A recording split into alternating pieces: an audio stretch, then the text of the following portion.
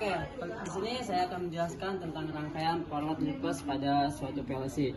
Yang harus dilakukan pertama itu kita harus menyambungkan, ini kan terbagi menjadi beberapa bagian.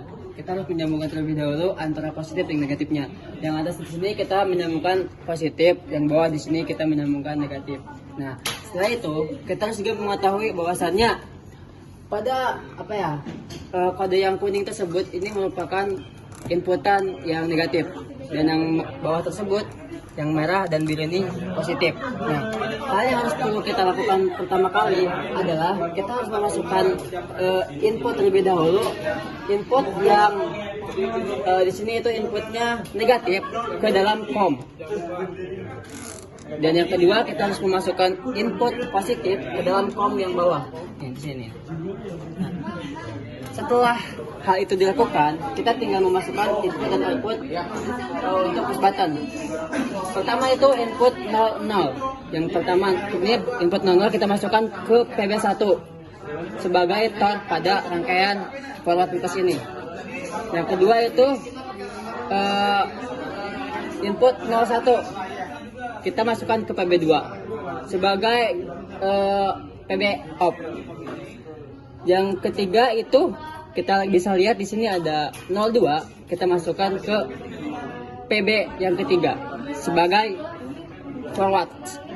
Dan yang selanjutnya itu ada di PB03 sebagai PB reverse, teman-teman. Setelah hal itu dilakukan, kita yang dimana dalam dalam push button ini kita harus memasukkan input positifnya. Pertama kita memasukkan input positif di PB1. Setelah PB1 masuk, kita langsung jumper aja ke PB2, PB3 dan PB4. Lanjut. Sumpah. Setelah itu kita harus memasukkan input ke dalam motor kontrol yang ada di sini. Yang dimana pada indikator forward itu masuknya ke dalam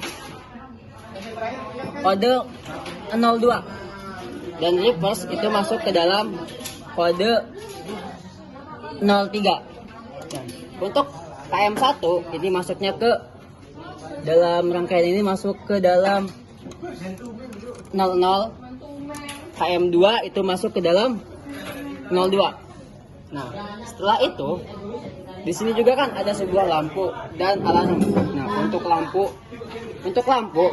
ini masuk ke dalam PLC ke dalam 04.